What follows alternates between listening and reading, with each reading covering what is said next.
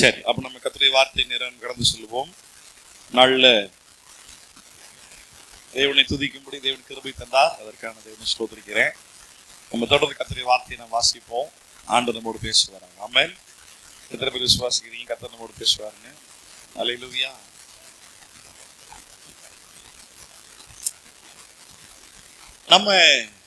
நம்முடைய அல்டிமேட்டான நோக்கமே என்ன அப்படின்னா, to glorify Jesus, இயேசு கிறிஸ்துவை மகிமைப்படுத்துவதுதான் நம்முடைய பிரதானமான திட்டமே. அதற்காகவே தேவன் நம்மளை முன்குறித்திருக்கிறார். ஆமென். ஆமா, அதற்காகவே தம்முடைய குமாரனுடைய சாயலுக்கு ஒப்பாக நம்மளை மாற்றி இருக்கிறார். நம்முடைய குமாரனுக்குள்ளாகவே அவர் நம்மளை முன்குறித்திருக்கிறார். நம்முடைய குமாரனுக்காகவே அவர் நம்மளை ஏற்படுத்தி இருக்கிறார். ராமேன் சொல்லுவோமா? புரியுதா? மூணுமே வேற வேற. ஆக்சுவலா ஒரே மாதிரி கேட்கறதுக்கு ஒரே மாதிரி இருந்தாலும் மூணு வேற வேற. நம்முடைய குமாரனுக்காகவே நம்மளை அவர் முன்குறித்தார். நம்முடைய குமாரனுக்குள்ளாகவே நம்மளை அவர் முன்குறித்தார். அவர் இல்லைன்னா நம்ம இல்லை. ஆமென். ஆனா நம்ம இல்லைன்னா அவர் இருப்பார். நம்ம மனிதனே இல்லைனாலும் அவர் இன்றைக்கும் இருக்கிறவராகவே இருக்கிறார். அவர் இல்லைன்னா நம்ம இல்லை. ஆமென். ஆமா. சோ அதனால இயேசு கிறிஸ்துவை மகிமைப்படுத்துவது மட்டும்தான் நம்மளுடைய பிரதானமான திட்டம். என் வாழ்க்கையில் ஆண்டவர் என்ன பிளான் வச்சிருக்காரு பாஸ்டர்? காட்ஸ் பிளானே எனக்கு புரியல அப்படின்னா ரொம்ப simple. Glorify Jesus is the plan of God. இயேசுவை மகிமைப்படுத்துவதுதான் உன் வாழ்க்கை மூலமா, உன்னுடைய பேச்சு செயல்கள் மூலமா, நீ இயேசுவை பத்தி மற்றவங்க கிட்ட சொல்றது மூலமா, சபையாராய் கூடி சேர்ந்து ஆராதிப்பதன் மூலமாய் என்ன பாசிபிள் சான்சஸ் கிடைக்குதோ அந்த எல்லா possible சான்சஸ்லயும் to glorify Christ is the only purpose. கிறிஸ்துவை மகிமைப்படுத்துவது மட்டும்தான் ஒரே ஒரு நோக்கமாக திட்டமாக இருக்கிறது. அல்லேலூயா சொல்லுங்க. அல்லேலூயா. ஆமா, இப்ப சமீப காலத்துல நம்ம வெள்ளூர் திருச்சபையில தலைமை சபையில அப்போஸ்தலிக் டாக்டரின், அப்போஸ்தல உபதேசத்தை பேசிக்கிட்டு இருக்கும் பொழுது அதுல திரியேக தேவனை பத்தி தான் நான் பேசிக்கிட்டு இருக்கிறேன். அதுல இயேசு கிறிஸ்துவோட தெய்வத்துவத்தையும் இயேசு பிதாவை விட எந்த ஒரு என்ன சொல்றது நூல் அளவு கூட அவர் பிதாவுக்கு குறைந்தவர் அல்ல, அவருக்கு சமமானவர்னு சொல்லுவதுல பிதா மகிமை அடைகிறார். ஆமென். ஆமா, நம்ம எல்லாம் தெரிஞ்ச ஒரு வசனம் தான் பிலிப்பியர் 2ஆம் அதிகாரம். திருப்புங்க, பிலிப்பியர் 2ஆம் அதிகாரம்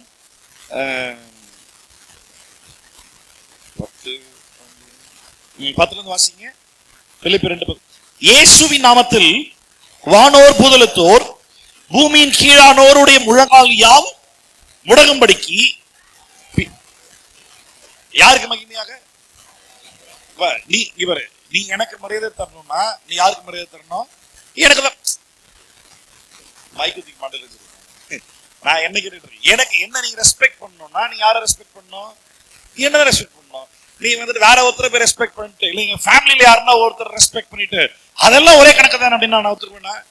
அப்ப பிதாவுக்கு மகிமை உண்டாகணும் அப்படின்னா பிதாவை தான் கனப்படுத்தணும் இல்ல? ஆனா இங்க வசனம் சொல்லுது பிதாவுக்கு மகிமையாக எது இருக்குதா? வானோர் பூதலத்தோர் பூமியின் கீழானோருடைய எல்லாருடைய நாவுகளும் அறிக்கை செய்யணும், முழங்கால்களும் முடங்கணும். யாருக்கு? இயேசுவுக்கு. இயேசுடைய நாமத்தை அறிக்கையிடுவதில், இயேசுன்ற நாமத்திற்கு முழங்காறு படியிடுவதில் பிதா மகிமை அடைகிறாராம். ராமேன் சொல்லுவோமா? என்ன அழகான வசனம் பாருங்க. இயேசுவின் நாமத்தில் வானோர் பூதலத்தோர் பூமியின் கீழானோருடைய முழங்கால் யாவும் முடங்கும்படிக்கு பிதாவாகிய தேவனுக்கு மகிமையாக இயேசு கிறிஸ்து கர்த்தர் என்று நாவுகள் யாவும் அறிக்கை செய்யும்படிக்கு எல்லா நாமத்திற்கும் மேலான நாமத்தை. இதான் எனக்கு ஒரு கேள்வி வருது.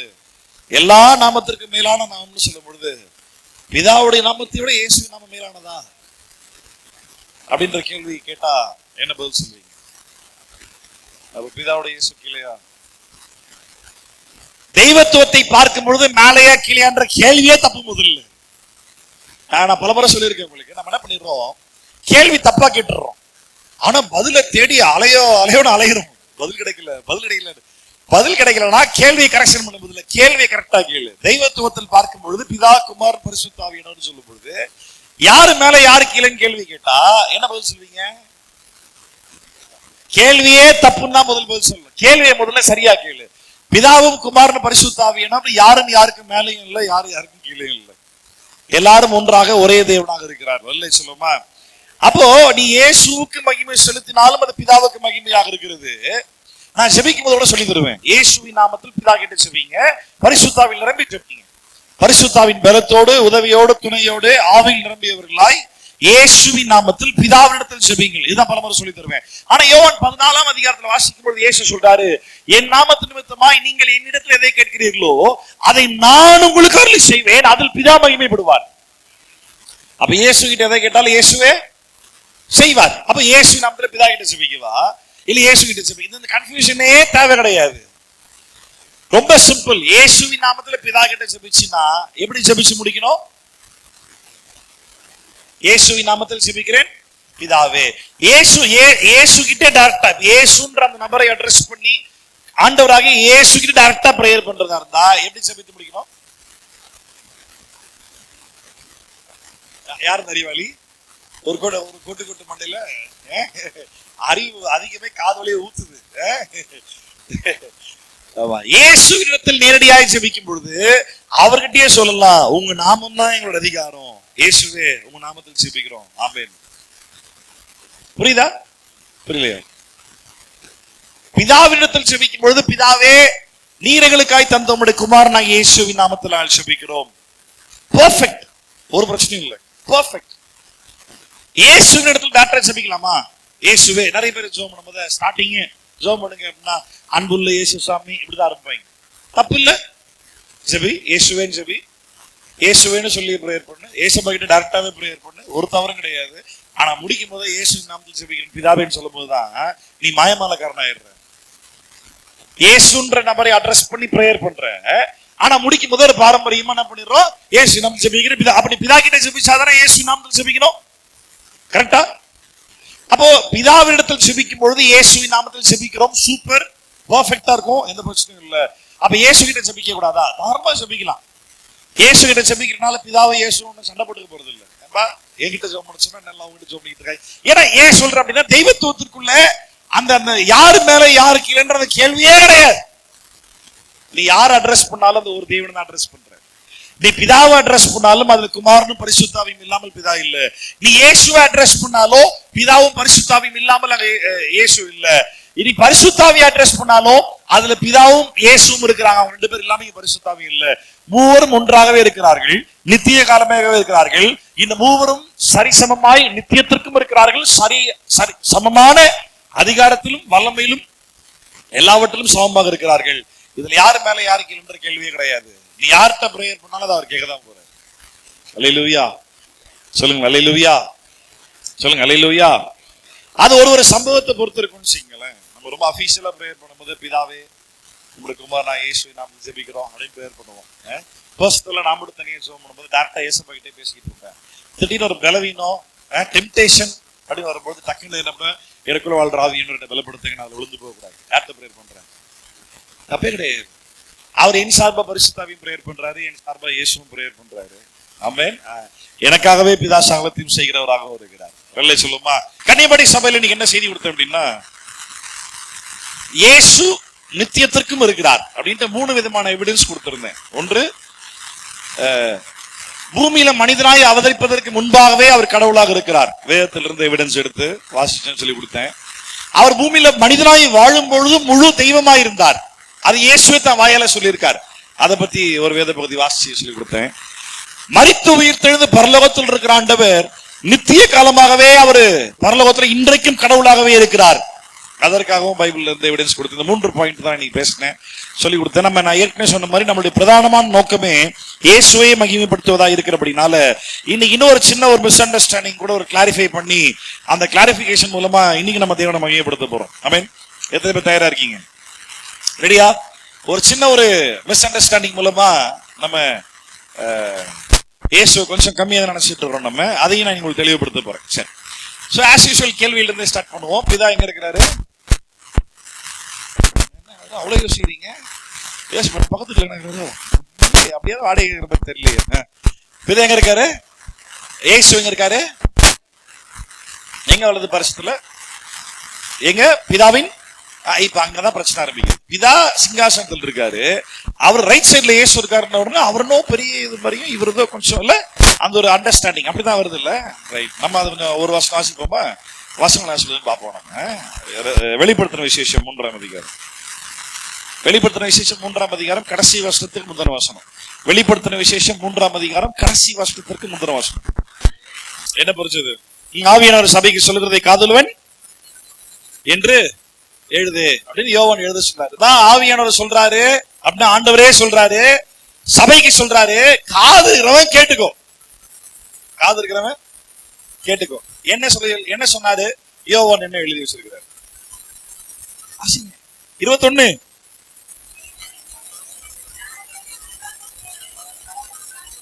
இயேசு சொல்றாரு, நான் ஜெயம் கொண்டு என் பிதாவினுடைய சிங்காசனத்திலே அவரோட கூட உட்கார்ந்தது போல. யாரோட கூட?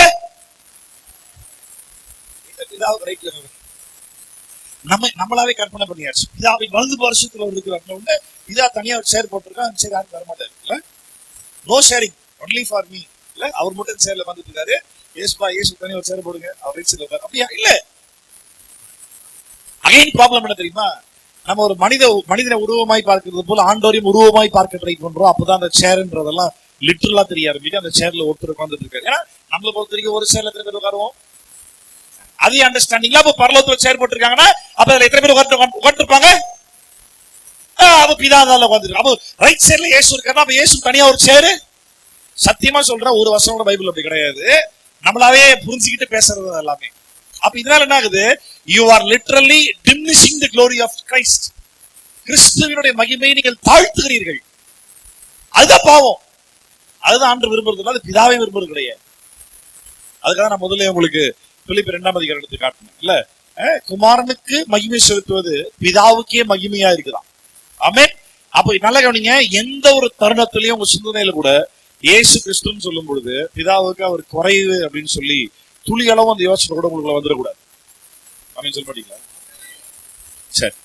அப்போ இந்த 3ஆம் வசனம், வெளிப்படுத்தின விசேஷம் 3ஆம் அதிகாரம் 21 பாருங்க. நான் ஜெயம் கொண்டு என் பிதாவினுடைய சிங்காசனத்தில் அவரோட கூட உட்கார்ந்தது போல. ஆமென். இயேசு சொல்லுவாரு, என்னை விசுவாசிக்கிறவனுக்குள் இருந்து ஜீவ தண்ணீர் நீர் புறப்பட்டு வரும். இல்ல, அதே ஜீவ தண்ணீர் சிங்காசனத்திலிருந்து புறப்பட்டு வருகிறதை காண்கிறேன். அது ஆக்சுவலா யாரை குறிக்குது? எஸ், ஒரே சிங்காசனம் தான், அதுலதான் பிதாவும் இருக்கிறார். ஒரே சிங்காசனம் தான், அதில் தான் கிறிஸ்துவும் வீற்றிருக்கிறார். ஒரே சிங்காசனம் தான், அதுலதான் பரிசுத்த ஆவியானவரும் வீற்றிருக்கிறார். வெளியே சொல்லுவோமா? ஷிப்ட் போட்டு மாறி மாறி உட்கார்ந்துருவாங்களாம் கேட்காதீங்க. திரியேக தேவன், ஒரே ஆண்டவர், ஒரே சிங்காசனம், யாரையும் குறைச்சு மதிப்பிடவே கூடாது. வெளியே சொல்லுவோமா? சரி, இப்போ செய்திகளை போலாம். அப்படி கண்டினியூ பண்ணலாமா? இப்ப இயேசுன்னு சொன்ன உடனே டக்குன்னு எல்லாருக்கும் வரக்கூடிய வார்த்தை கிருபை. நம்ம இல்லையா? இயேசு இல்லைன்னா கிருபை இல்ல. அவர் சிலுவையில மரித்தனாலதான் கிருபை நமக்கு கிடைச்சது.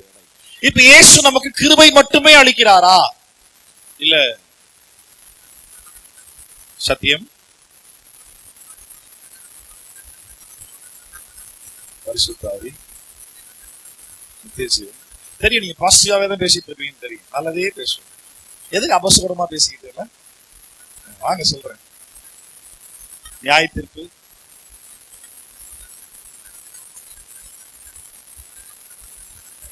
எச்சரிப்பு. இயேசுவின் இடத்திலிருந்து கிருபை வருமானால் அதே இயேசுவின் இடத்துல எச்சரிப்பும் வருகிறது. நம்ம அநேக நேரம் நான் பலமுறை நிறைய முறை ரிப்பீட் பண்ணிருக்கேன். எத்தனை முறை செய்தியில சொல்லியிருக்கேன்னு தெரியல. என்கிட்ட பேசும்போது நம்ம சர்வ விசுவாசிகள் சொல்லிட்டே இருப்பேன்.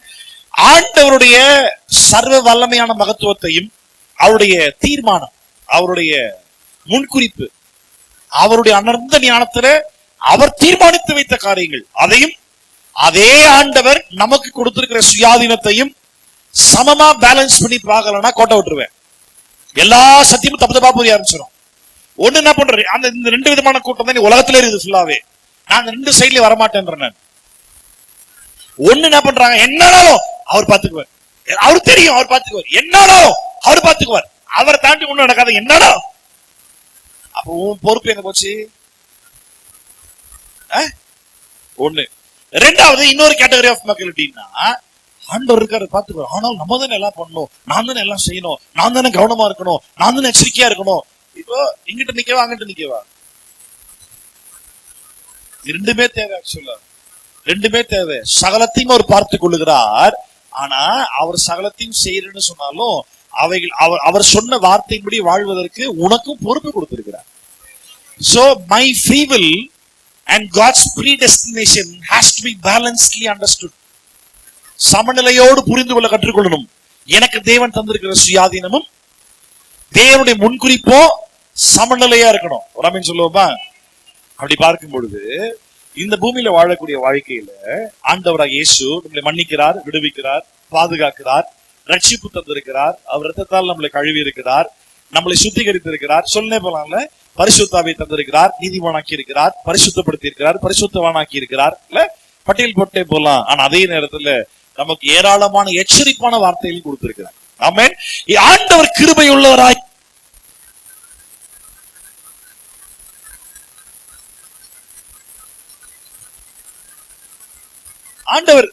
ஆண்டவர் கிருபை உள்ளவராய் இருக்கிறாரு அப்படின்றத மட்டும் புரிஞ்சுக்கிட்டு அவர் வந்துட்டு எச்சரிப்பையும் கொடுக்கிறார் அப்படின்றத நம்ம மிஸ் பண்ணோம் அப்படின்னா, நான் சொல்றேன், உங்க வாயின் வார்த்தையினால மட்டும் தான் நீங்க இயேசுவை பிடிச்சிட்டு இருப்பீங்களே தவிர உங்க வாழ்க்கையில உண்மையா இயேசு இருக்க மாட்டாங்க. எத்தனை பேர் புரியுது நான் சொல்றது? அல்லேலூயா. புரியுதாடா நான் சொல்றது? ஆமா. என் ஆண்டவரின் மேல் கிருபை உள்ளவரா இருக்கிறாருன்னு சொல்ல கிருபை மட்டுமே பிடிச்சிட்டு இருந்தீங்கன்னா உன் வாழ்க்கை வெளித்தோற்றத்துல எந்த விதத்திலும் கூட இயேசுவை பிரதிபலிக்கிற மாதிரி இருக்கவே இருக்காது. நம்ம ஆட்கள் அநேக நேரம் அந்த கிருபையை பத்தி அதிகமா பேசுற ஆட்கள் அநேக நேரம் ஒரு வசந்த சாதகம் எடுத்துக்குவாங்க. ஏதாவது சொல்ல முடியுமா? கிருபை பத்தி பேசுற ஆட்கள் டக்குன்னு சொல்றாங்க, ஏன் இப்பெல்லாம் பேண்ட் போட்டுக்கிட்டு இருக்கிற அப்படின்னா டக்குன்னு ஒரு வசனம் சொல்லுவாங்க.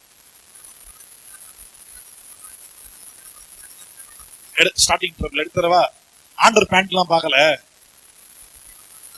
வந்துட்டான். என்ன பாக்குறாரு? மனுஷன் மூத்த பாக்குற ஆண்டவரு வெளித்தோற்றம் பெரிய மேட்டரே இல்ல. வெளித்தோற்றம் அது ஒரு பெரிய விஷயம் இல்ல. ஆண்டவர் மனசுதான் பாக்குறாரு. சரி, இப்படி சொல்றேன். நம்ம சாப்பிடக்கூடிய சாப்பாடு, பழ வகைகள் எடுத்துங்க. பழங்கள் இல்ல, என்ன பழம் சொல்லலாம்? வாழைப்பழம் வச்சுக்கீங்களா? வாழைப்பழம் எதை பார்த்து வாங்குறோம்? வாழைப்பழம் உரிச்சு பார்த்து வாங்குறீங்களா? தோலை பார்த்து வாங்குறீங்களா? தோலை பார்த்தாலே உள்ள கண்டிஷன் தெரியுமா தெரியாதா? அப்ப கிறிஸ்துவை பிரதிபலிக்கிறது அப்படின்றது வெளித்தோற்றத்தை எப்படின்னா இருந்துக்கலாமா? என்னன்னா பண்ணிக்கலாமா? எப்படினாலும் வாழ்ந்துக்கலாமா? எல்லாவற்றுக்கும் ஒரு நிலையை ஆண்டவர் ஏற்படுத்தி இருக்கார். எப்படினாலும் வாழலான்றது இல்ல கிருபை. ஒரு எச்சரிப்போடு சேர்ந்த கத்தர் கொடுக்கிறார். எல்லாவற்றுக்கும் ஒரு அளவுகோல் உண்டு. எல்லாவற்றுக்கும் ஒரு பேலன்ஸ்மெண்ட் இருக்கணும். கண்டிப்பா கிறிஸ்தவ வாழ்க்கையில என் சக மக்களுக்கு அன்பா நான் சொல்றேன், கவனிங்க. கிருபை மட்டுமே அதிகமாய் பேச தெரிஞ்சவங்களுக்கு கொஞ்சம் எச்சரிப்பு பேச தெரியும். ரைட்டா? எச்சரிப்பை கோட்டை விட்டீங்க, நீங்க கிருபை பெற்றது வேஸ்டா போயிடும். புரியுதா? எச்சரிப்பை கோட்டை விட்டீங்கன்னா, எச்சரிப்பை கேட்கவே தயாரா இல்லை அப்படின்னா, எச்சரிப்பை ஏற்றுக்கொள்ளவே தயாரா இல்லை அப்படின்னா கிருபை என்ன பண்றீங்க? ஆமா, கோட்டை விட்டுருவீங்க. God is so much gracious on me, so I have to be very careful on my walks. என் மேல ஆண்டு ரொம்ப கிருபை உள்ளவரா இருக்கிறாரு. அதனால என் நடத்தைகள்ல நான் இன்னும் ஒழுக்கமா இருக்க ஆசைப்படுறேன். அல்லேலூயா. என்ன பாக்குறவன் இயேசுவை பார்க்கணும் அப்படின்னு என்ன அர்த்தம்? என்ன பாக்குறவன் இயேசுவை பார்க்கணும்னு அர்த்தம்? இல்ல ரொம்ப சிம்பிளா சொல்லணும் அப்படின்னா, அதான் இயேசுவை போல இருக்கணும் அப்படின்றதுக்கு நம்ம இன்னைக்கு ரியாலிட்டியில நம்ம வாழ்ற சமுதாயத்துல இன்னும் தெளிவா சொல்லணும் அப்படின்னா, இயேசுவை போல நான் இருக்கணும். இல்ல எப்படி சொல்லலாம் அப்படின்னா, எந்த ஒரு விதத்திலும் யாருக்கும் இடரல் இல்லாத ஒரு வாழ்க்கை. என் ட்ரெஸ்ல எதுலையுமே நான் யாருக்கு இடரல் உண்டாக்கவே மாட்டேன். உன்னுடைய பேச்சு, உன் பாவனை, உன் நடத்தை, உன் பாடி மூவ்மெண்ட், கவனிக்கிறீங்களா? நீ நடக்கும்போது உன் பாடி மூவ்மெண்ட், நீ பப்ளிக்ல பிஹேவ் பண்ணக்கூடிய பிஹேவியரிசம், எதுலையுமே உன்னை பார்த்தா யாருக்கும் தப்பாவே தரக்கூடாது. அல்லேலூயா. நம்ம இன்னைக்கு ஒரு வசனத்தை வாசிக்க போறோம். இன்னைக்கு பார்க்கலாம். எடுங்க 1 கொரிந்தியர் 10ஆம் அதிகாரம். 1 கொரிந்தியர் 10ஆம் அதிகாரம் 12ஆம் வசனம். இப்படி இருக்க எல்லாரும் சேர்ந்து வாசிக்கணும். ஆண்கள் என்ன பண்றீங்க? ஏன் வாசிக்கிறது? யாரும் ஆண்கள் சேர்ந்து வாசிக்கணும்ல. எல்லாரும் இந்த பட்டியல் ஆண்கள் இல்லையோ? எல்லாரும் சேர்ந்து வாசிங்க. 1 கொரிந்தியர் 10ஆம் அதிகாரம் 12ஆவது வசனம்.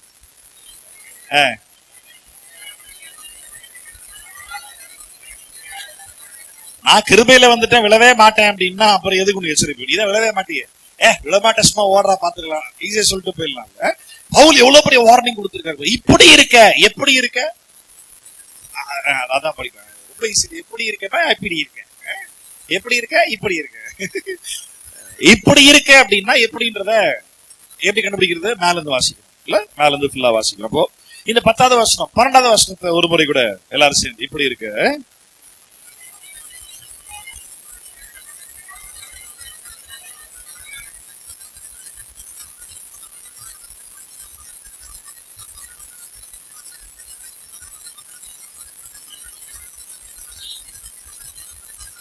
நல்லா கவனிங்க, இந்த வசனத்தை கொஞ்சம் கூட நல்லா கவனிங்க. உங்களுக்கு புரியுதான்னு தெரியல, நல்லா புரியுது.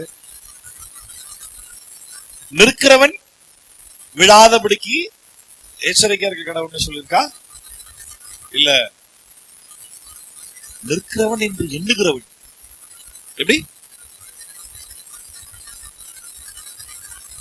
இப்போ நான் வந்து சும்மா நின்றுட்டு இருக்கேன்னு, நான் அப்படி சும்மா நின்றுட்டு இருக்கிறேன் ரோட்ல போய், தம்பி பார்த்து விழுந்துட போறீங்க சொல்லுவாங்க.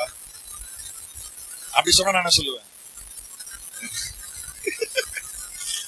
பைத்தியம், சும்மா தான் நான் பாட்டுக்கு சும்மா பாத்துன்ற. சரி, இதே இது ரோட்ல குட்டி கலாட்டா பண்ணிட்டு ஆடிக்கிட்டு ஓடிக்கிட்டு நடுவுல போய்கிட்டு அப்படின்னு என்ன சொல்லுவாங்க? தம்பி, இது 3வதா ஒண்ணு. ஒருத்தருக்கு சரியா நிக்கவே முடியல, ஆனா இவனை விட ஸ்ட்ராங்கா எவனுமே நிக்க முடியாதுன்னு நினைப்பிலே வாழ்ந்துருக்கிறான். அந்த 3வது கேட்டகரி பத்தி தான் பவுல் பேசுறாரு. அவன் ஆக்சுவலா இன்னும் நிக்கல, ஆனா ஆண்டவருக்குள்ள ரொம்ப ஸ்ட்ராங்கா இருக்கிறேன்னு ஒரு நினைப்பு மட்டும் தான் இருக்குது. ஆமென். பவுல் என்ன சொல்றாரு பாருங்க, நிற்கிறேன் என்று எண்ணுகிறவன் அப்படின்னு அர்த்தம். அவன் ஆக்சுவலா ப்ராப்பரா நிக்கல, கிறிஸ்திய ஸ்திரப்படல, இன்னும் ஸ்டேபிள் ஆகல, இன்னும் பேலன்ஸ்டான உபதேசம் இன்னும் புரியல. ஆனா அதுக்குள்ள எல்லாம் தெரியும்ன்ற நினைப்பு வந்துருது இல்ல? எப்ப தெரியுமா வரும்? நான் ஒருத்தங்கிட்ட இயேசு பத்தி பேசுறேன், பாரு அவனுக்கு ஒண்ணுமே தெரியல, நமக்கு நிறைய தெரிஞ்சுக்குது போலுங்க. அங்கதான் ஸ்டார்ட் ஆகும், அங்கதான் ஸ்டார்ட் ஆகும். ஆனா இந்த பெருமைன்ற பாவம் எப்ப வருதுலாம் தெரியவே தெரியாது, எப்படி வருதுலாம் தெரியவே தெரியாது. வந்துட்ட பிறகாக தெரியுமா? சுத்தமா தெரியாது. அப்படியே யாருன்னா சொன்னாலும் ஏத்துக்க முடியுமா? ஏன்னா எப்படி பெருமையில் இருக்கிறானே ஏத்துக்கவும் மாட்டான். அடி வாங்கி, உத வாங்கி, செருப்படி வாங்கி, கீழே விழுந்து அப்புறமா ரியலைஸ் பண்ணி. ஆமா, நான் இந்த இடத்துல ஓப்பனா நான் சொல்ல விரும்புறேன். நான் ஒரு காலத்துல சத்தியத்தை பேச ஆரம்பிச்ச பொழுது, சத்தியத்தை பேசுறேன்ற ஒரு ஆர்வத்துல, நல்லா கவனிங்க, இது எவ்வளவு நாசூக்கா உள்ள நுழையுது பாருங்களேன். இந்த வாழைப்பழத்துல ஊசி ஏத்துற மாதிரி தான் இந்த பெருமைன்ற பாவம். அப்படின்னா சத்தியத்தை பயங்கரமா பேச ஆரம்பிச்ச பிறகு என்னையே அறியாம எனக்குள்ள ஒரு பெருமை வந்துருச்சு. அதுதான் உண்மை, அதுதான் உண்மை. ரொம்ப கொஞ்சம் வருஷத்துக்கு முன்னாடி அது நான் எப்படி எனக்கு ஆண்டு உணர்த்தினாரு. நான் மன்னிப்பு கேட்டேன். அதுல இருந்து நான் எப்போ யாருன்னா ஒருத்தர்கிட்ட பேசும் பொழுது, அதுலயும் முக்கியமா எதிர்த்தரப்பு வாதங்கள் வரும் பொழுது, நான் பேச ரொம்ப தாழ்மையா, நிதானமா, ரொம்பவே ஜாக்கிரதையா நான் பேச ட்ரை பண்ணுவேன். ஏன் அப்படின்னா சில நேரங்கள்ல என்னையே அறியாம என்னுடைய மாம்சமும் சேர்ந்து ஆவியோடு கூட சேர்ந்து பேச ஆரம்பிச்சு, ஆவியில போட்டு சத்தியத்தை பேசிக்கிட்டு இருப்பேன். அந்த கேப்ல வந்து அப்பப்ப என் மாம்சம் கொஞ்சம் துள்ளும். பத்தியா நம்ம தெரிஞ்சு பத்தியா, எப்படி ஆன்சர் பண்ணதில்ல பத்தியா, இங்க சொல்லு பாப்போம். அது என் மாம்சமும் சேர்ந்து கொஞ்சம் உள்ள விளையாட ஆரம்பிக்கும். இது உண்மையை ஆண்டு புரிய வச்சார். அணில இருந்துதான் வந்து நானு ரொம்பவே முயற்சி பண்ணேன், ரொம்பவே ட்ரை பண்ணேன். உண்மையா சொல்றேன், ஆண்டவர் அப்படி மேஜிக் பண்ணி என்ன விடுதலை ஆக்கிட்டாருலாம் ஒண்ணும் கிடையாது. என்கிட்ட சொன்னாரு, தப்புன்னாரு, நான் ரொம்ப ஸ்ட்ரகிள் பண்ணேன், நான் நிறைய ட்ரை பண்ணேன். ஆண்டவரே, அது எந்த ஒரு விதத்திலையும் கூட நான் வந்துட்டு ஒரு முறை வந்து ஒருத்தர்கிட்ட பேசிக்கிட்டு வீட்டுல கால் போட்டு ஜம்முல ரிலாக்ஸ்டா ஜாலியா பேசிக்கிட்டு இருக்கோம். ஒரு சின்ன டிபேட் மாதிரி ஆயிடுச்சு. அவனை பொறுத்தவரை பெரிய டாபிக், என்ன பொறுத்த ரொம்ப சப்ப டாபிக். பலமுறை பேசி மனப்படமா மொத்தமா தெரியும். அப்படியே கண்ணாடி பேசி திடீர்னு தோணுச்சு, கால் போட்டு பேசினா பெருமையா நினைச்சவங்க காலைகள் எடுத்து வச்சுட்டு ரொம்ப பயபக்தியா உட்காந்து நிதானமா பொறுமையா. அப்போ எப்பவுமே ஆவியினுடைய வழிநடத்தல் இருக்கிறது ரொம்ப ரொம்ப அவசியம். ஏன் அப்படின்னா இல்லாட்டி வந்து உனக்கு முன்னாடி ஒரு கண்ணாடி வச்சுக்கிட்டே நடக்கணும். நீ அப்ப ஒண்ணு பாத்துக்கிட்டே இருக்கணும், ஒழுங்கா தான் இருக்கிறியா, வெளியிறமாவே சொல்றேன், உன் பாடி லாங்குவேஜ் பெருமையா தெரியுதா, அதெல்லாம் பாசிபிளே கிடையாது. அதனால ஆவியானவருடைய வழிநடத்தல் எப்பவுமே இருக்கணும். அவருடைய நீ ஒருத்தர் பேசிக்கிட்டு இருக்கும் போதே கூட அவரும் உங்ககிட்ட என்ன சொல்றாருன்றது உனக்கு ஒரு பக்கம் கேட்டுக்கிட்டே இருக்கணும். புரியுதா? நீ பயங்கர பிஸியா இருக்கிற, யாருன்னா கூப்பிட்டா கூட ஒரு காது கேட்க டைம் இல்ல, அவ்வளவு இன்வால்வ்டா ஒரு வேலையை பண்ணிக்கிட்டு இருக்க. அவ்வளவு இன்வால்வ்டா இருக்கும் போதிலும் கூட உன்னோடு கூட ஆவியானதை பேசுறது ஒரு புரியணும். பரிசுத்தாவின் வழிநடத்தல் ரொம்ப ரொம்ப முக்கியம். சரியா? இல்லாட்டி ஸ்லிப் ஆயிடுவேன். இன்னைக்கு ஆவியானவர் நம்முடைய சபைக்கு எனக்கும் சேர்த்து நமக்கு தேவன் தருகிற எச்சரிப்பு, நிற்கிறேன் அப்படின்ற ஒரு நினைப்பு உனக்குள்ள இருந்ததுன்னா நீ விழுக போறன்றது கன்ஃபார்ம், ஜாக்கிரதையா இருந்துக்கும். ஆமென். ஆமா, இப்போ இதுக்கு பவுல் ஒரு எக்ஸாம்பிள் பயன்படுத்தி இப்படி இருக்க இல்ல எப்படி இருக்கு அப்படின்றது மேல இருந்து வாசிக்கலாமா? 1 கொரிந்தியர் 10ஆம் அதிகாரம் முதல்ல இருந்து வாசிங்க. இப்படி இருக்க மறுபடியும் பாருங்க, 10ஆம் அதிகாரத்துல இப்படி இருக்குன்னு மறுபடியும் ஆரம்பிக்கும்.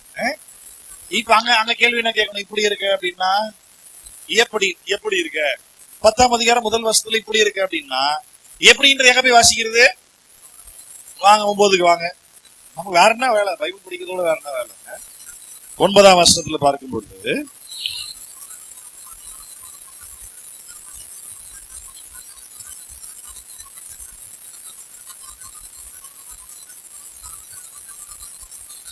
இருபத்தி ஒண்ணுல இருந்து வாசிப்போமா?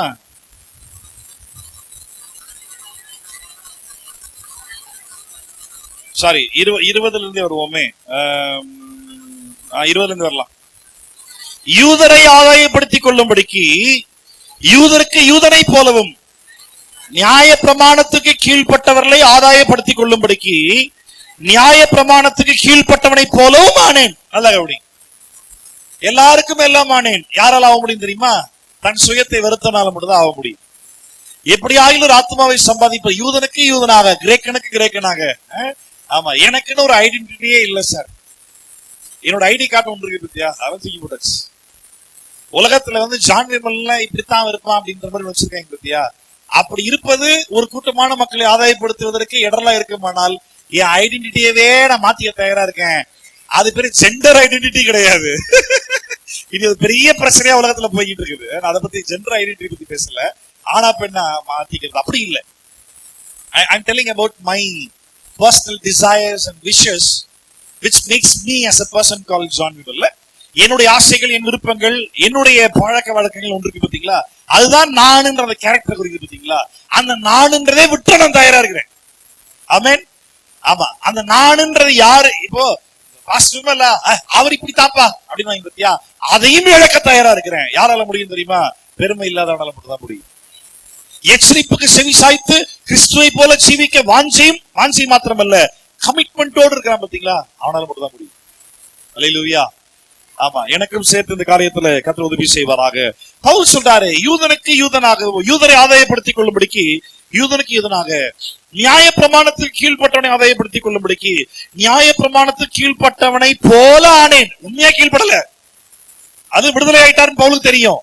ஆனா அதுல இருந்து ஒருத்தரை காப்பாத்திக்கிறதுக்காக எனக்கும் தெரியும், நானும் அதான் ஃபாலோ பண்ணிக்கிட்டு இருக்கப்பா, என்னப்பா நீ வேற. ஆனா பாரு, அது ஆக்சுவலா யார சொல்லுது பாரு அப்படின்னு இயேசுவை காட்டி அவனையும் நியாய பிரமாணத்தை காப்பாத்தி வெளியே இயேசுகளை கொண்டு வரதான் பவுலுடைய வேலை. புரியுதா நான் சொல்றது? புரியுதா? எஸ். அப்போ தொடர்ந்து வாசிக்கலாம்.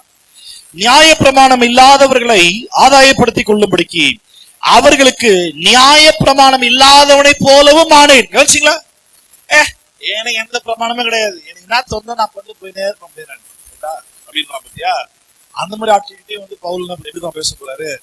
நான் எதுவும் கண்டிப்பா இல்லப்பா, எந்த பிரமாணம் எல்லாம் ஒண்ணும் கிடையாது, நான் ஃப்ரீ பட் உங்க மாதிரிதான் அப்படின்னு சொல்லி அவங்க கூடவே டிராவல் பண்ணி இயேசுவை காட்ட ட்ரை பண்றாரு. புரியுதா? ஆமா. ஆனா அதோட வசனம் முடியல. என்ன சொல்றாரு பாருங்க, அப்படி இருந்தோம். எப்படி இருந்தோம்? அதாவது சட்டத்திட்டங்களுக்குள்ள இருக்கிறவனுக்கு இவரும் சட்டத்துக்குள்ள வாழ்ற மாதிரி காட்டுகிறாரு, சட்டத்துக்குள்ள இல்லாம இருக்கிறவனுக்கு இவரும் சட்டமே இல்லாதவர் போல காட்டுகிறாரு. இவர் வெளியே எப்படி காட்டிட்டாலும் பரவாயில்ல, இவரும் இயேசுன்னு சொல்லி வரும்பொழுது அங்க ஒரு தனி ஸ்பெஷல் கேரக்டர் ஒன்று தெரியுது. அங்க தனியா ஒரு ஒரு ஒரு இமேஜ் தெரிய ஆரம்பிக்கு. இது என்ன சொல்றாரு பாருங்க, அப்படி இருந்தோம் நான் தேவனுக்கு முன்பாக நியாய பிரமாணம் இல்லாதவனா இராமல் கிறிஸ்துவின் பிரமாணத்துக்குள்ளானவனா இருக்கிறேன். ஒரு அல்லே சொல்லுமா? சொல்லுங்க.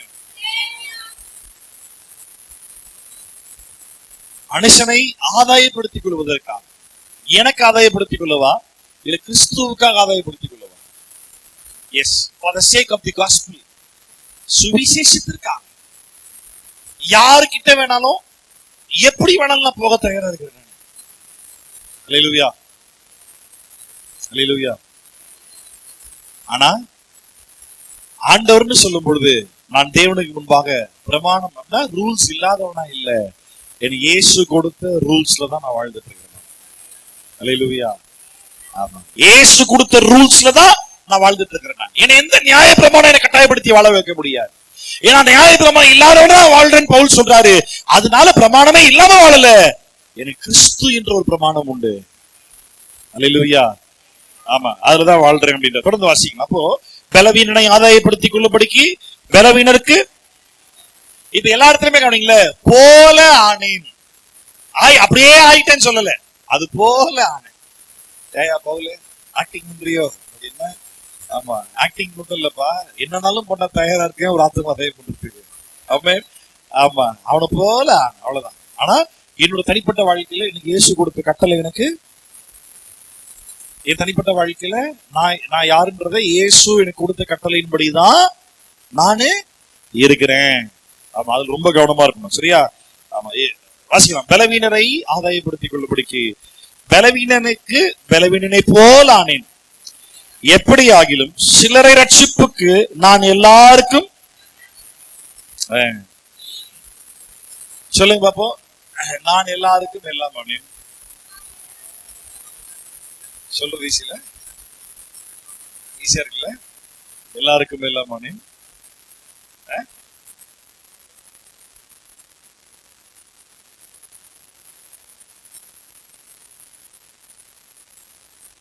இதை மென்ஷன் பண்ணி பேசுறாங்களா? ஐயோ கர்த்தாவே.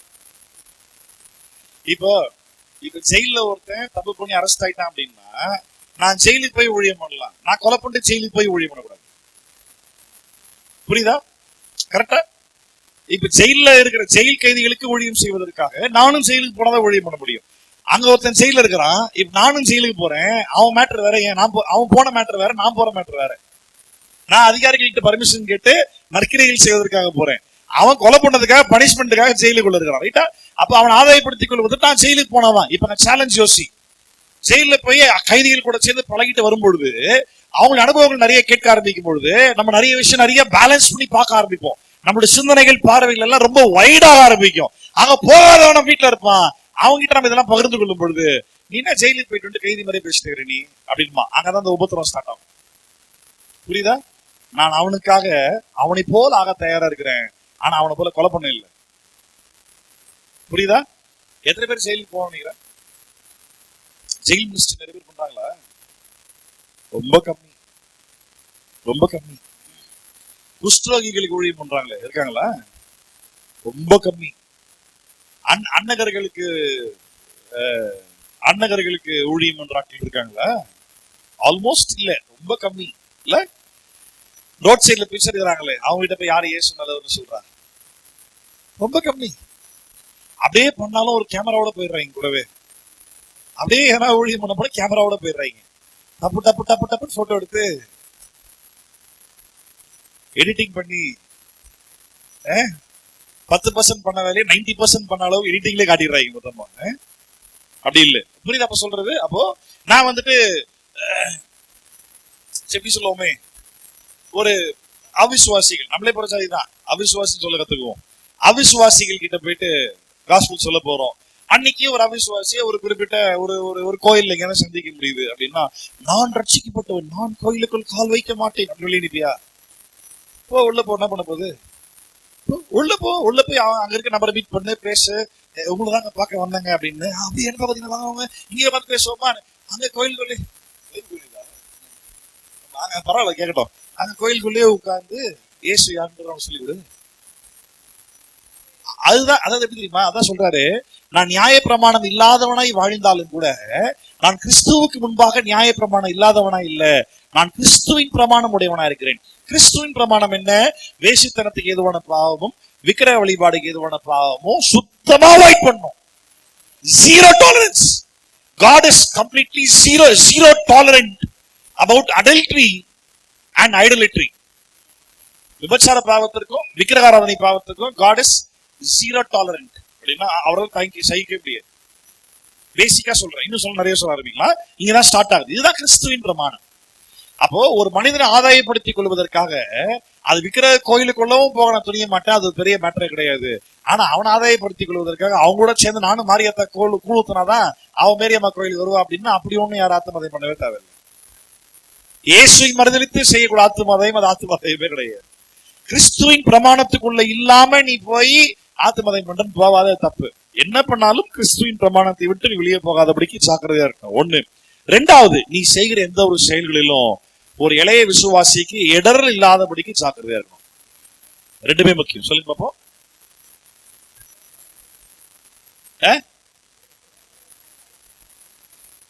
இயேசுவை மறுதலிக்க கூடிய அளவுக்கு நீ செய்யக்கூடிய எந்த ஒரு காரியத்தையும் நீ செய்யாம நீ ஆத்துமதயம் பண்ணு, தப்பே இல்லை. ஒண்ணு. ரெண்டாவது, இந்த மாதிரியான செயல்கள் செய்யும் பொழுது ஒரு இளைய விசுவாசி, ஒரு வீக்கர் பெலிவர், அவனை பொறுத்த வரைக்கும் ஐயோ அதை விட்டுதான் வெளியே வந்து அதெல்லாம் போவே மாட்டேன், காலை ஏற்க மாட்டேன்,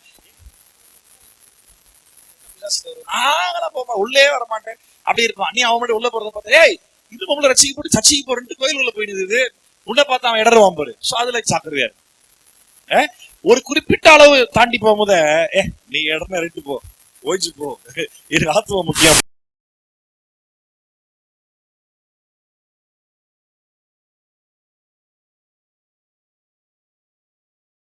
ஒண்ணுக்கு 9 கண்டினியூ பண்ணலாம். 23 சுவிசேஷத்தில் நான் உடன் பங்காளியா இருக்கும்படிக்கு அது நிமித்தமே இப்படி செய்கிறேன். பந்தய சாலையில் ஓடுகிறவர்கள் எல்லாரும் ஓடுவார்கள், ஆகிலும் ஒருவனே பந்தயத்தை பெறுவான் என்று அறியீர்களா? நீங்கள் பெற்றுக்கொள்ளத்தக்கதாக ஓடுங்கள். நான் தான் சொன்னேன் ஏற்கனவே, எல்லாத்தையுமே ஆண்டவர் பார்த்துக்கிறாருன்னா நான் இங்க செய்ய வேண்டியது எதுவுமே இல்லைன்னா இது பவுல் இங்க எழுதவே தேவையில்லை. சகலத்தையும் கர்த்தர் பார்த்துக் கொள்கிறார். ஆனா உனக்கு ஒரு சுயாதீனத்தை கொடுத்திருக்கிறார். நீ சும்மா ஓடாத, நீ பெற்றுக்கொள்ளத்தக்கதாக ஓடு. உன் கிரியைகள் தேவராஜ்யத்துல ரொம்ப ரொம்ப அவசியம்.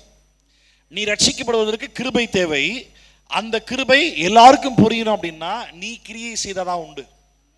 புரியுதா நான் சொல்றது உங்களுக்கு? நம்ம சும்மா இருந்தா வேலைக்கு ஆகாது. பரலோக ராஜ்யம் பலவந்தம் பண்ணப்படுகிறது. பலவந்தம் பண்ணப்படுகிறவர்கள் அதை பிடித்துக் கொள்வார்கள். பலவந்தம் பண்ற ஆள் நம்ம தான் வந்துட்டு போய் சொல்லணும், நம்ம தான் போய் புரிய வைக்கணும், நம்ம தான் போய் பேசணும். நம்மளுடைய கிரியைகள், நம்முடைய உழைப்பு தேவராஜ்யத்தில் கண்டிப்பா அவசியம். சொல்லுமா? அல்லேலூயா. தொடர்ந்து வாசிக்கலாம். பந்தய சாலையில் ஓடுகிற எல்லாரும் ஓடுவார்கள், ஆகிலும் ஒருவனே பந்தயத்தை பெறுவான் என்று அறியீர்களா? நீங்கள் பெற்றுக்கொள்ளத்தக்கதாக ஓடுங்கள். பந்தயத்திற்கு போராடுகிற யாவரும், இதுதான் முக்கியம், செல்ஃப் கண்ட்ரோல். என்ன முக்கியம்? என்ன முக்கியம்? எல்லாரும் சொல்லுங்க, செல்ஃப் கண்ட்ரோல். இது பரிசுத்தாவியை பெறாத ஒரு மனிதன் செல்ஃப் கண்ட்ரோல்ல வாழ்றான் அப்படின்னா அது சக்சஸ்ஃபுல்லா இருக்காது. ஒரு 4 நாளைக்கு செல்ஃப் கண்ட்ரோலா இருப்பான், 5வது நாள் விழுந்துருவான். 40 நாளைக்கு மாலை போட்டேன்னு சொல்லிட்டு செல்ஃப் கண்ட்ரோலா இருப்பான். 41வது நாள் என்ன பண்ணுவான்? 40 நாளைக்கு சேர்த்து குடிச்சிட்டு தான் மலை விட்டு கீழே இறங்குவான். இல்ல? ஆமா. 40 அதுதான் தனிப்பட்ட பரிசுத்தாவியை பெறாமல் தனிப்பட்ட விதத்தில் செல்ஃப் கண்ட்ரோல் அப்படின்றது ஒரு டெம்பரவரி டைம் பீரியட் தான் முடியுமே தவிர பெர்மனண்டா இருக்காது. ஆனா பரிசுத்தாவியோட துணையோடு சாகிற வரைக்கும் செல்ஃப் கண்ட்ரோல்டான ஒரு வாழ்க்கை நிச்சயமா வாழ முடியும். அல்லேலூயா. அப்ப இச்சை அடக்கம் ரொம்ப முக்கியம். பந்தயத்திற்கு போராடுகிற யாவரும் எல்லாவற்றிலேயும், எதெல்லாம் இச்சை அடக்கமா இருப்பாங்க? எல்லாரும் சொல்லுங்க பாப்போம். எல்லாவற்றிலேயும் சொல்லுங்க. நிச்சயடக்கமாக இருப்பார்கள். அவர்கள் அழிவுள்ள கிரீடத்தை பெறும்படிக்கு அப்படி செய்கிறார்கள். நாமும் அழிவில்லாத கிரீடத்தை பெறும்படிக்கு அப்படி செய்கிறோம். நாம அதே போலதான் எல்லாத்துலயும் செல்ஃப் கண்ட்ரோல் இருக்க ட்ரை பண்றோம். ஏன் தெரியுமா? அந்த கிரீடத்தை யாரும் தட்டி பதிச்ச கூடாது நம்ம கையில இருந்து. ஆமென். ஆமா. உன் லக்கை வந்துட்டு உன் லக்கை நோக்கி நீ ஓடுகிற ஓட்டத்தை விட்டு உன்னை யாரும் டிஸ்ட்ராக்ட் பண்ணாதபடிக்கு ஜாக்கிரதையா இரு. அல்லேலூயா. அதுக்காக தான் இந்த வார்னிங்ஸ், எச்சரிப்புகள் ரொம்ப ரொம்ப அவசியம். ஆதலால் நான் நிச்சயம் இல்லாதவனாக ஓடேன். நான் எல்லாரும் எங்களோட சேர்ந்து வாசிக்கணும்னு சொன்னேன். ஆண்கள் என்ன பண்றீங்க? 26ஆம் வசனம். ஆதலால் நான் நிச்சயம் இல்லாதவனாக ஓடேன், ஆகாயத்தை அடிக்கிறவனாக சிலம்பம் பண்ணேன், மற்றவர்களுக்கு பிரசங்கிக்கிற நான் தானே ஆகாதவனாய் போகாதபடிக்கு. கவனிச்சிங்களா? I discipline my body and make it my slave. உன் மாம்சத்திற்கு நீ அடிமையா இருக்க கூடாது. உன் மாம்சம் உனக்கு அடிமையா இருக்கணும். உன் மாம்சம் சொல்ற பேச்சை நீ கேட்க கூடாது. நீ சொல்ற பேச்சை உன் மாம்சம் கேட்கணும். அதை பார்க்காதனா பார்க்க கூடாது, இதை செய்யாதனா செய்யக்கூடாது. உன்னோட தேவ திட்டம், தேவ விருப்பம் தேவ ஆவி நிமித்தமாய் உனக்கு போதிக்கப்படும். இங்கே போதிக்கப்படும். அதுக்கு உன் மாம்சம் கண்டிப்பா கீழ்ப்படியணும். ஆமென். ஆமா, இன்னிலிருந்து செபிக்க. ஒருவேளை மிஸ் பண்ணிட்டா இன்னிலிருந்து ஏசப்பட்ட கேட்க ஆரம்பிங்க, ஆண்டவரே என் பாடிக்கு நான் அடிமை ஆகக்கூடாது, என் பாடி எனக்கு அடிமை. எப்படி சொல்லுங்க? நமக்கு ஒரு வீடு இருக்கு, அந்த வீட்டுக்கு ஏற்ற மாதிரி நம்ம வாழ்றோமா இல்ல நமக்கு ஏற்ற மாதிரி வீடு கட்டுறோமா? இல்ல வீட்டில் இருக்க திங்ஸ் எல்லாம் அந்த சேர் எடுத்து போடாதீங்க, வீட்டுக்கு பிடிக்காதுங்க. சேர் எடுத்து போடாத, வீட்டுக்காரருக்கு பிடிக்காது. வீட்டுக்காரர் இல்லைங்க, வீட்டுக்காரர் பிரச்சனை இல்லைங்க, வீட்டுக்கு பிடிக்காது. வீட்டுக்கு பிடிக்காதா? ஆமா, அது அக்கினி மூலம் அங்க இருக்க கூடாது, குபேர மூலம் அந்த பக்கமா இருக்கணும். வாஸ்து ஆவாதுங்க, வீட்டுக்கு பிடிக்காது. இல்ல நமக்கு விருப்பப்பட்ட மாதிரி தான் நம்ம வீடு கட்டுறோம், ரைட்டா? நம்ம வசதிக்காக நம்ம வீடு கட்டுறோம், ரைட்டா? வீடு நம்ம பேச்ச கேக்குதா இல்லையா? அதுக்கு ஆக்சுவலா உயிர் இல்லை, ஒரு பேச்சுக்காக சொல்றேன். நம்ம பேச்ச வீடு கேக்குதா இல்ல வீட்டு பேச்ச நீங்க கேட்டுக்கிறீங்களா? அதே போல 2 Corinthians 5 வாசிக்கிறோம், பூமிக்குரிய கூடாரமாகி இந்த வீடு அழிந்து போனாலும் இந்த சரீரம் கூட நாம் வாழ்வதற்கு தேவன் தந்திருக்கிற வீடு தான். இதை அடக்கி ஆள கத்துக்கணும். அதுக்காக தான் உதவி செய்வதற்கு ஆவியானவரே தேவன் கொடுத்திருக்கிறார். ராமேன் சொல்லுங்களேன். அப்போ எல்லாரும் சொல்லுங்க, இந்த பாடிக்கு நான் அடிமை இல்லை, இந்த பாடி எனக்கு அடிமை. சொல்லுங்க, இந்த சரீரத்துக்கு நான் அடிமை அல்ல, இந்த சரீரம் எனக்கு அடிமை. இது பேச்ச நான் கேட்க மாட்டேன், என் பேச்ச இது கேட்கும், கேட்கணும். ராமேன் சொல்லுவோமா? ஆமா, உங்களுக்கு ஆவியானவர் இந்த காரியத்தில் உதவி செய்வாராக. இப்படி இருக்க 10ஆம் அதிகாரம் எப்படி இருக்க? செல்ஃப் கண்ட்ரோல்டான ஒரு லைஃப் வாழுவதற்காகவே நாம் இருக்க, மற்றவர்களுக்கு போதிக்கிற நான் தானே ஆகாதவனாய் போகாதபடிக்கு என் சரீரத்தை நான் கட்டுப்படுத்துகிறேன், ரைட்டா? இப்படி இருக்க வாசிங்க. சகோதரரே, நீங்கள் எவைகளை அறிய வேண்டும் என்றிருக்கிறேன் என்றால், நம்முடைய பிதாக்கள் எல்லாரும் கீழாயிருந்தார்கள், சமுத்திரத்தின் வழியாய் நடந்தார்கள், மோசேக்குள் உள்ளாக மேகத்தினாலும் சமுத்திரத்தினாலும் ஞானஸ்நானம் பண்ணப்பட்டார்கள், ஒரே ஞான போஜனத்தை புசித்தார்கள், ஒரே ஞான பானத்தை குடித்தார்கள். எப்படி எனில் ஞான கண்மலையின் தண்ணீரை குடித்தார்கள், அந்த கண்மலை கிறிஸ்துவே. அப்படி இருந்தும் பாருங்களேன், இயேசுவே கவனிங்க, உங்களுடைய ரட்சிப்புல உங்களுடைய சுயாதீனம் எந்த அளவுக்கு முக்கியம் நல்லா கவனிங்க. ரட்சிப்பை பெற்ற மனிதன் ரட்சிப்பை இழக்க மாட்டான், அதுல மாற்றுக்கிறதே கிடையாது. ஆனா அவன் தன் மாம்சத்தின் பேச்சை கேட்டு போனான்னா அவன் கதை காலியிடும். இன்னைக்கு நம்ம மாம்சத்தின் பேச்சை கேட்டு போக வழி இருக்கா இல்லையா? பழைய பாவத்தை பண்றதுக்கு ஆப்ஷன் இருக்கா இல்லையா? அதுக்கான வாய்ப்புகள் இருக்கா இல்லையா? அதுக்கான வசதிகளும் வருது, அப்பப்போ வருதா இல்லையா? நோ சொல்ல கத்துக்கோ. என்ன சொல்ல கத்துக்கோ? நோ சொல்ல கத்துக்கோ. ஆமென். ஆமா, அப்போ நல்லா கவனிங்க. ஞான போஜனத்தை ஒன்னா புசிச்சாங்க, ஞான தண்ணீரை ஒன்னா குடிச்சாங்க, ரைட்டா? ஒரே ஐக்கியத்தோட ஒன்னா இருந்தாங்க. கிறிஸ்துவினிடத்திலிருந்து ஞான தண்ணீரை குடித்தார்கள், இல்ல?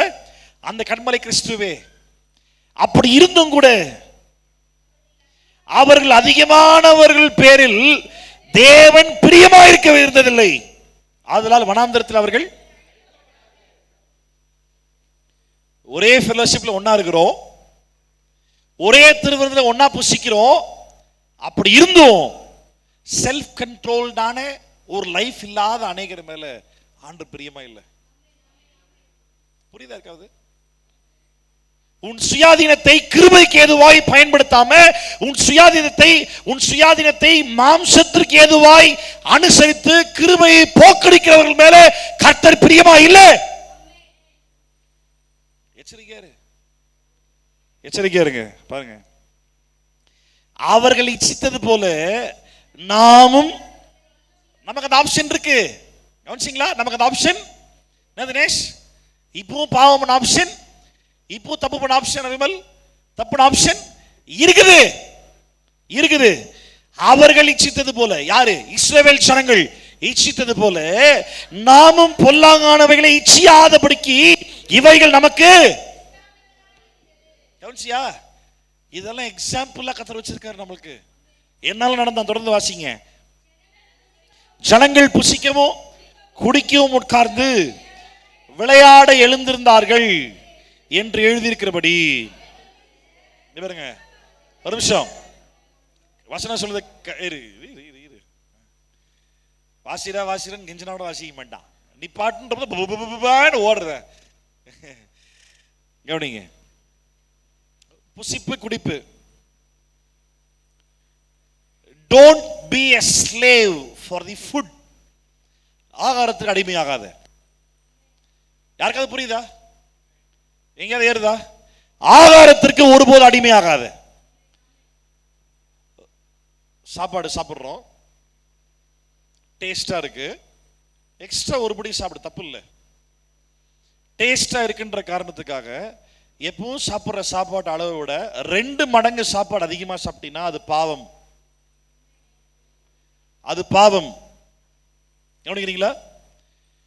நான் வந்துட்டு பொதுவாக இவ்வளோ ஒரு கையளவு ஃபுல் சாப்பாடு நான் சாப்பிடுவேன் நார்மலாக. எனக்கு அதுதான் ஆக்சுவலாக தேவை. எங்கள் அம்மா அன்றைக்கி பீஃப் குழம்பு நல்லா டேஸ்ட்டாக பண்ணிட்டாங்க. இப்போ அதோட கூட சேர்த்து எக்ஸ்ட்ரா ஒரு 2 வாய் அந்த டேஸ்ட்டுக்காகல, அந்த ருசி என்ஜாய், ஆண்டவர் கொடுத்தா நன்றி ஆண்டவரே, நல்லா ஆகிறதுக்கு நன்றி அப்பா அப்படின்ட்டு சந்தோஷமாக 2 வாய் எக்ஸ்ட்ராவா. அந்த சாப்பாடு டேஸ்டாக இருக்கின்ற காரணத்துக்காக 1 மடங்கு சாப்பிட்ற சாப்பாடு 2 மடங்கு 3 மடங்கு சாப்பிட்டா பெருந்திண்டி நாவி, தொண்டையில கத்திய வைன்னு வசனம் சொல்லுது. ஏன் தெரியுமா? சாப்பிடுறதுல என்ன பெரிய பிரச்சனை இருக்கு? ஏன் சாப்பாடு பாவமா இருக்க முடியுமா? கண்டிப்பா இருக்க முடியும். ஏன் சொன்ன போதுச்சார் தெரியுமா? இன்னைக்குள்ள பாடு இன்றைக்கு போதும், நாளை தினத்தை கர்த்தர் பார்த்துக் கொள்வார். இல்ல, நாளை தினத்தை ஆண்டவர் பார்த்துக்குவார். நமக்கு என்ன பிரச்சனை தெரியுமா? மச்சி நல்ல சாப்பாடு கிடைச்சிக்குது, இப்பவே எவ்வளவு கட்ட முடியுமோ கட்டிக்கோ, அடுத்து எப்போ கிடைக்கும்னு. இந்த வார்த்தைக்கு என்ன மீனிங் தெரியுமா? You don't trust God. இந்த வார்த்தைக்கு என்ன மீனிங்? நீ ஆண்டவர் நம்பல்னு அர்த்தம். இதே சாப்பாடு நாளைக்கு நீ ஆண்டவரால் தர முடியும். இதே சாப்பாடு ஒவ்வொரு நாளும் தேவனால தர முடியும். சாப்பாட்டு மேல இச்சையா இருக்காத. பசிக்காக சாப்பிடு. அதிகமா வேலை செஞ்சு அதிகமா பசி வந்து அதிகமா சாப்பிடு, தப்பே இல்லை. உன் சாப்பாட்டின் அளவு உன் பசியின் அளவை சார்ந்து இருக்கட்டும். Over eating is sin. எதை கிடைச்சாலும் எப்ப கிடைச்சாலும் என்னத்தினால வாயில போட்டு சாப்பிடுறது பாவம். எச்சரிக்கையாரு. உன் பாடி செல்ஃப் கண்ட்ரோல் இழப்பதற்கு முதல் காரணம் தெரியுமா? Over eating. அநியாயமாய் சாப்பிடுவது, இல்லாட்டி அபாத்திரமாய் சாப்பிடுவது, தேவைப்படுற அளவு இல்லாம வேண்டாம். ஜாக்கிரதையா இருங்க. ராமன் சொல்லுவீங்களா? சரி, புசிக்கவும் குடிக்கவும் புரியுது, உட்கார்ந்து விளையாட எழுந்திருந்தார்கள். என்ன என்ன இந்த விளையாட்டுன்றதை இப்ப இன்னைக்கு இருக்கிற கல்ச்சர்ல எதுல கொண்டு வந்து சேர்க்கிறது? நான் ஸ்போர்ட்ஸ் பத்தி பேசல தம்பி. விளையாட எழுந்திருந்தார்கள். நானே சொல்லிடுறேன்,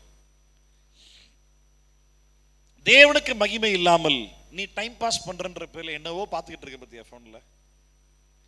maybe that is not sin. நீ அசுத்தமான வீடியோஸ் பார்க்கல, நீ ஆபாசமான இச்சையை தூண்டக்கூடிய காரியங்கள் பார்க்கல, நல்ல விஷயம் தான், தப்பு இல்லை, பாரு, ஒன்றும் தப்பு சொல்லவே இல்லை. நான் இப்போ சயின்டிபிக் கூல் கேட்ஜெட்ஸ் வச்சுக்கோங்களேன். நீங்க பார்த்துருப்பீங்களான்னு தெரியல. அந்த டேபிளில் வைக்கக்கூடிய பொருட்கள் ஒரு ஏ மாதிரி கம்பி மாதிரி இருக்கும், அதில் ஒரே ஒரு கம்பி இருக்கும். அந்த அந்த ஒரு கூரில் தான் நின்றுகிட்டு இருக்கும் அந்த கம்பி. அது பாட்டு ஆடிக்கிட்டே இருக்கும், கீழே விழுகாது. எவ்வளோ தட்டி விட்டாலும் ஆடுமே தவிர கீழே விழுகாது. எடுத்த கையில் எடுத்துடலாம், திருப்பி வச்சா வைக்கலாம். தெரியுமா? அந்த மாதிரி சயின்டிஃபிக் கேட்ஜெட்ஸ் நிறைய இருக்கு. அந்த மாதிரி வீடியோஸ் பார்க்குறது, இல்லை ஸ்பேஸ் பற்றி, நாசா பற்றி, இல்லை ஹிஸ்ட்ரி பற்றி, சரித்திரங்கள் பற்றி, இல்லை இல்லாட்டி ஒரு ஸ்பெஷல் மீட்டிங்கு போகிறோம், இல்லை நல்லா ட்ரெஸ் பண்ணணும், என்ன ட்ரெஸ் காம்பினேஷன், எந்த கலர் மேட்ச் ஆகும், அதை பற்றி நெட்டில் தேடி தப்பு இல்லை. அந்த படத்தில் அந்த ஹீரோயின் இந்த ஷேட்ல ஒரு லிப்ஸ்டிக் போட்டு வந்தா பத்தியா, அதை தேடி கண்டுபிடிச்சு வாங்குறதுக்கு தூக்கமே வராது.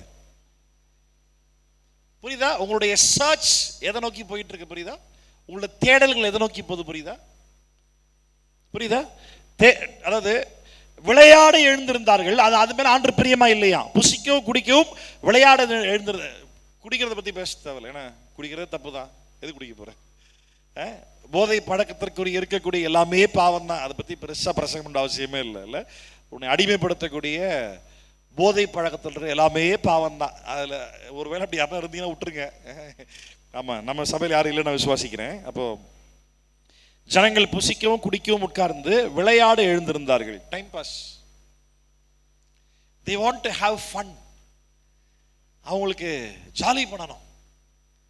நான் சொல்லிட்டா, கர்த்தருடைய வார்த்தை தான் என்ன ஜாலி பண்ணுது. ஆக்சுவலா என்ன பயங்கரமா எக்ஸைட் பண்றது கர்த்தருடைய வார்த்தை.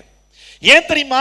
இந்த உலகத்திற்குரிய என்டர்டைன்மெண்ட் வந்துட்டு அதிகமா நான் வேண்டவே வேண்டாம்னு சொல்லவே இல்லை. நான் இப்ப நான் சாப்பாடு வேண்டாம்னு சொன்னா, சாப்பிடாம பட்டினியா இருந்து செத்து போயிடுன்னு சொன்னா இல்ல, சாப்பிடு, ஆனா அளவு இருக்கு இல்ல. என்டர்டைன்மெண்ட் கண்டிப்பா தேவை, கண்டிப்பா தேவையில்லை, இருக்கட்டும், பரவாயில்ல. Entertainment is not wrong. உன்னை நீ வந்து டைம் பாஸ் பண்ற மாதிரி ஒரு கேஷுவலா ஏதோ ஒரு காரியம் செய்வதில் தவறில்லை. பாவம் இல்லாத எந்த ஒரு காரியத்தை செய்வதும் தவறில்லை. ஆனா நம்மளே அறியாம அந்த என்டர்டைன்மெண்ட்குள்ள அதிகமா போக ஆரம்பிச்சிடுறோம். புரியுதா? அந்த என்டர்டைன்மெண்ட்குள்ள அதிகமா போக ஆரம்பிக்கிறோம். ரொம்ப சிம்பிள். எல்லாருமே ஆண்ட்ராய்ட் ஃபோன் வச்சிருக்கீங்கல்ல? ஆண்ட்ராய்ட் ஃபோனில் செட்டிங்ஸில் போயிட்டு, ஃபோன் ஆப்பில் செட்டிங்ஸில் போயிட்டு, பேட்டரி செட்டிங்ஸில் போயிட்டு, ஸ்க்ரீன் ஆன் டைம் மட்டும் எவ்வளோ நேரம்னு பாருங்களேன். ஒரு 24 மணி நேரத்தில் எவ்வளோ நேரம் உங்கள் ஸ்க்ரீன் ஆனில் இருக்கு மட்டும் பாருங்களேன். அதில் எந்தெந்த ஆப் எவ்வளோ நேரம் யூஸ் பண்ணியிருப்பீங்கன்னு பர்சன்டேஜ் டைம் பேட்டரியோட போட்டிருப்பான் ஃபுல்லாக. பாருங்க, எதை பார்க்குறீங்க, எதை அதிகமாக யூஸ் பண்ணுறீங்க. ஒரு நாளைக்கு இவ்வளவு நேரம் டைம் பாஸ்ன்ற பேரில் உங்களால் ஸ்பெண்ட் பண்ண முடியும். ஆனால் கர்த்தருடைய வேதம் ஆண்டவர்னு சொல்லும் போது இதில் அந்த அளவுக்கு அதில் பாதி கூட இங்கே டைம் ஸ்பெண்ட் பண்ணல அப்படின்றப்போ, நான் இயேசுவை விசுவாசிக்கிறேன். பொய் தானே? பொய் தானே? ஆமாவே இல்லையா? பொய் தானே? சரி, ஆக்சுவலாக ப்ராப்ளம் என்ன? இப்போ என்ன பிரச்சனை? இப்போ இந்த என்டர்டைன்மெண்ட்டான வீடியோஸ் பார்க்கறனால சும்மா ஒரு ஷோ, ஒரு பாட்டு போடுறாங்க, ஒரு டான்ஸ் காம்படிஷன், நல்லா டான்ஸ் ஆடுறாங்க, சும்மா அப்படி பார்க்குற நீ, அதில் என்ன தப்பு இருக்கு? நல்லா கவனிங்க. இப்போ கேள்வி, பிரச்சனையினுடைய கேள்வி எங்க தான் ஆரம்பிக்குது? எனக்கு ஜாலின்னு சொல்லக்கூடிய, எனக்கு என்டர்டைன்மெண்ட் சொல்லக்கூடியது எது? எது? ஆண்டவருடைய வார்த்தை. நான் கஞ்சாடிக்கும் போது எனக்கு கிடைக்காத போதை இயேசுவுக்குள்ள எனக்கு கிடைச்சிருக்குது. அதுதான் அந்த என்டர்டைன்மெண்ட், அந்த ஒரு ஆழத்துக்குள்ள கிறிஸ்து இயேசுக்குள்ள போனனால தான் எனக்கு இந்த போதை வந்துட்டு சீப்போன்னு தோணுது. ஆமென்.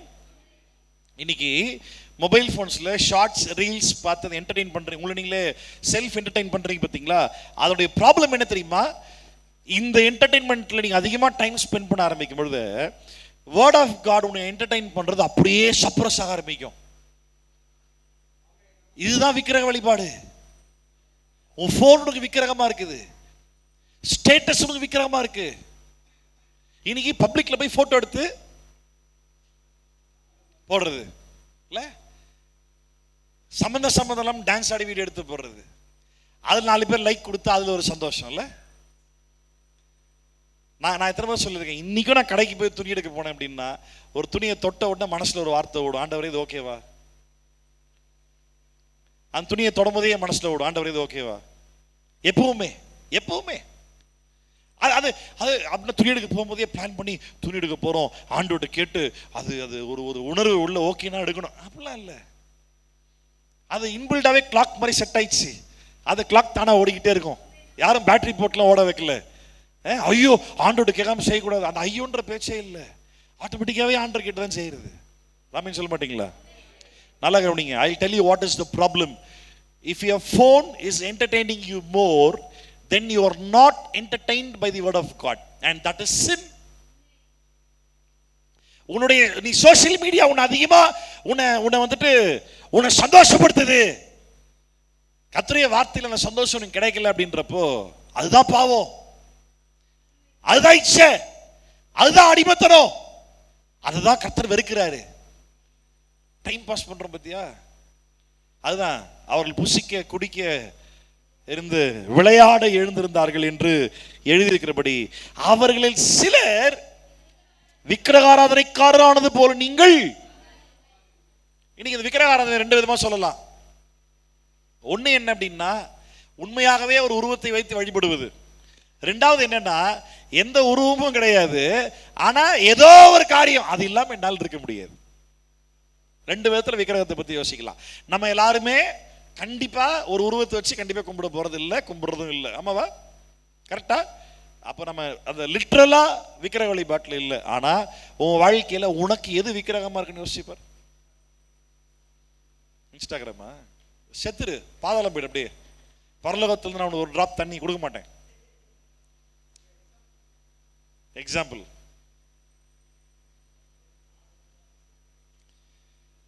எனக்கு கேம் ஆடுறது பிடிக்கும். நான் போன்ல ஒரு கேம் ஆடிக்கிட்டு இருப்பேன்.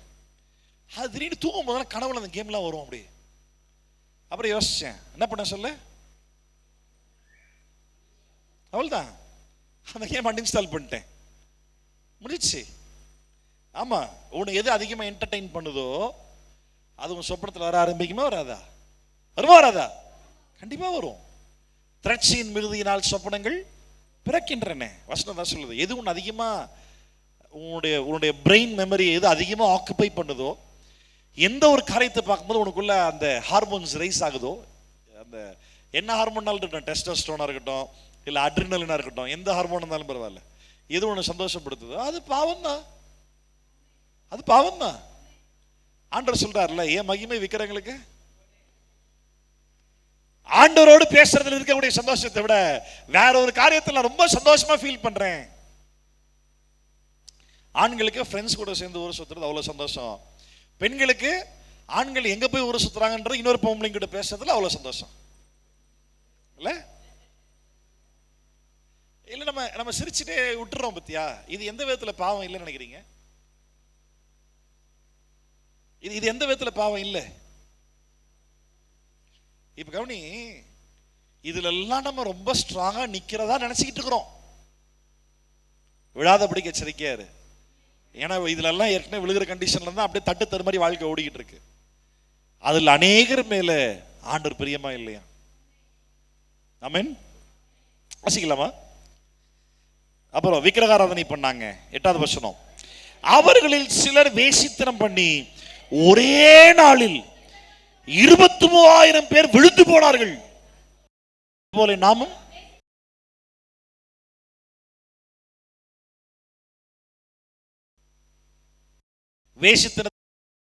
பாவத்தை விட்டு ஓடி போயிடும் மரியாதையா. எல்லாத்தையும் எதிர்த்து நிக்க சொல்லி வசனம் சொல்லுது. ஆனா வேசித்தன பாவத்தை மட்டும் ஓடு. ரன் அவே ஃப்ரம் அடல்ட்ரி வசனம் சொல்லு 1 அதிகாரத்துல. வயிற்றுக்காக தான் கர்த்தர் போஜனத்தை படைச்சாரு, போஜனத்துக்காக வயிறு படைக்கல. ஓவரா சாப்பிடாத, போஜனத்தையும் உன் வயிறையும் அழுத்து போட கர்த்தர் நல்லவரா இருக்காரு, வசனம் சொல்லுது. ரைட்டா? சரீரம் தேவனுடைய ஆலயமா இருக்கு, விபச்சாரத்திற்காக அல்ல. அப்படி செய்கிறவனை தேவன் அழித்து போடுவார். எந்த தேவன் கிருபையா இருக்கிறாரோ அதே தேவன் அழித்து போடுவார். எச்சரிக்கையா இருங்க, ஜாக்கிரதையா இருங்க. ஆமென். ஆமா, பாருங்க, வேசித்தன பாவம்னு சொல்லும் போது எப்படி சொல்லலாம்? இது நம்ம ஒரு இப்போ சோசியல் மீடியா அங்கே தான் ஸ்டார்ட் ஆகுதுல்ல, சோசியல் மீடியாவில் தான் ஸ்டார்ட் ஆகுது எல்லாமே இல்லை? ஒரு சோசியல் மீடியாவில் ஒரு பொண்ணோ இல்லை ஒரு பையனோ இச்சையை தூண்டுற அளவுக்கு அநாகரிகமான ஒரு டான்ஸோ இல்லை ஒரு ட்ரெஸ்ஸிங் ஸ்டைலோ ஏதோ ஒன்று பண்ணியிருக்காங்க. நம்ம ஃபோன் யூஸ் பண்ண செய்கிறோம். அது வந்துட்டு பிசாசு அப்போ தான் சம்மந்தமே இல்லாமல் ரேண்டமாக இந்த மாதிரியான வீடியோவாக பார்த்து உன் ஃபோனில் சொல்லி விடுவான். நம்ம சஜஷன்ஸ் எல்லாம் வர ஆரம்பிக்கிறோம் இல்லை? அதை ஸ்வைப் பண்ணிட்ட பிறகு இப்போ அப்படின்னு தள்ளிட்ட பிறகு திருப்பியும் பார்க்கணும்னு ஒரு தோணுதல் வருது பத்தியா? அங்கேயே விபச்சார பாவம் ஸ்டார்ட் ஆக ஆரம்பிக்குது. புரியுதா? இது ஆண்டவருக்கு பிரியம் இல்லை, தேவையில்லை, சி இதெல்லாம் ஏன் வருது அப்படின்னு தள்ளிடுவோம் பத்தியா? தள்ளிட்ட பிறகு சி அவசரப்பட்டு தள்ளிட்டோமோ, அங்கதான் பாவம் ஸ்டார்ட் ஆகுது. அதான் இயேசு சொன்னாரு, ஒரு பெண்ணை இச்சையோடு பார்த்தால் உன் இருதயத்துல விபச்சாரம் செய்தாயிற்று. அது பெண்ணுக்கு ஆணுக்கு முடியல, அதே பெண்ணுக்கு அதுதான். ஒரு புருஷனை இச்சையோடு பார்த்தாலே உன் இருதயத்துல விபச்சாரம் செய்தா. இது ரொம்ப ஜாக்கிரதையா இரு. எல்லாம் ஒன்னா வந்தோம், ஒரே தண்ணீருக்குள்ள ஞானஸ்நானம் பண்ணப்பட்டோம், ஒரே ஆவினால தாகம் தீர்க்கப்பட்டோம், திருவிருதுன்ற பேர்ல ஒரே ஞானபானத்தை புசித்தோம், ஆகிலும் அநேகர் மேல கர்த்தர் பிரியமா இல்லை. ஆமென். ரொம்ப ஜாக்கிரதையா இருங்க. உங்க வாழ்க்கை, உங்களை சுத்தி வாழ்ற மனிதர்கள் யாருமே இல்லாம 4 செவுத்துக்குள்ள நீ மட்டும் தனியா இருக்கும் பொழுது உன் ஜீவிதம் தேவனை பிரியப்படுத்துகிறதா? That is important. அது ரொம்ப முக்கியம். யாருமே இல்லை, யாருமே இல்லை, என் மனைவி, என் பொண்டாட்டி, என் அப்பா அம்மா யாருமே இல்லை. நான் தனியா என் பெட்ரூம்ல இருக்கிறேன், நான் தனியா பாத்ரூம்ல இருக்கிறேன், நான் தனியா என் ஹாலில் உட்காந்துட்டு இருக்கேன், நான் தனியா வராண்டால மேல மாடியில் உட்காந்து வேடிக்கை பார்த்துட்டு இருக்கேன், யாருமே என்ன பார்க்கல, நான் தனியா இருக்கிறேன். என் ஜீவிதம் கர்த்தரை பிரியப்படுத்துகிறதா? Very important. இன்னைக்கு ஆவியானவர் என்னோடும் சேர்த்து உங்களோட பேசிக்கிட்டு இருக்கிறார். நம்மளுடைய வாழ்க்கை யாருமே பார்க்கலன்ற நேரத்தில் எப்பேற்பட்ட வாழ்க்கையா இருக்கிறது? அதுதான் தேவனுக்கு பயந்து வாழ்கிற மனிதனுடைய வாழ்க்கையா இருக்க முடியும். ஆமென். தொடர்ந்து வாசிக்கலாம். அவர்களில் சிலர் வேசித்தனம் பண்ணி ஒரே நாளில் 23,000 பேர் விழுந்து போனார்கள். அதுபோல நாமும் வேசித்தனம் பண்ணாதிருப்போமாக. அவர்களில் சிலர் கிறிஸ்துவை பரீட்சை பார்த்து அழிக்கப்பட்டார். அதுபோல நாமும் கிறிஸ்துவை. அவர்களில் சிலர் முறுமுறுத்து சங்காரத்துவதனால அழிக்கப்பட்டார்கள். அதுபோல நீங்களும் முறுமுறுக்காதீர்கள். இவைகள் எல்லாம் திருஷ்டாந்தரங்களாக உங்களுக்கு சம்பவித்தது. உலகத்தின் முடிவு காலத்தில் உள்ள நமக்கு எச்சரிப்பு உண்டாகும்படி எழுதப்பட்டும் இருக்கிறது. உலகத்தின் முடிவு காலத்தில் நமக்கு இதெல்லாம் வார்னிங்கா எழுதப்பட்டிருக்கு. எந்த எபிரேயர் புஸ்தகத்திலிருந்து நான் ரட்சிப்பு இழக்க முடியாதுன்னு சொல்லி அதிகமான வசனம் கோட் பண்ணி பேசுவேனோ அதே எபிரேயர் புஸ்தகத்துல தான் 5 எச்சரிப்புகள் கொடுக்கப்பட்டிருக்கு. ரட்சிக்கப்பட்டவன் ரட்சிப்பு இழந்துருவான். Warning is always there. Be careful. தேவன் கிருபையா இருக்கிறார். அவரின் சுயாதீனத்தையும் தாண்டி என்னை அவரோடு சேர்த்துக் கொள்ள மாட்டார். நீ பரலோகம் வரியான்னு உன்னை கேட்பார். வர ஆண்டவர் என்ன தான் சேர்த்துக்குவார். ஆமென். அல்லேலூயா. அப்போ இப்ப வாசிங்க பாப்போம் 12.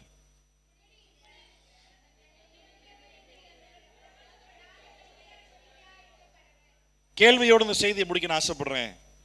இவ்வளவு நேரம் கர்த்தருடைய வார்த்தையின் மூலமாய் தேவன் நம்மோடு பேசின இந்த வார்த்தைகள்ல நீங்க நிக்கிறீங்களா இல்ல நான் நிக்கிறேன் அப்படின்னு நினைச்சுக்கிட்டு இருக்கீங்களா? செபிக்கலாமா? பிதாவே, நாங்கள் நன்றியோடு துதிக்கிறோம். ஆண்டவரே,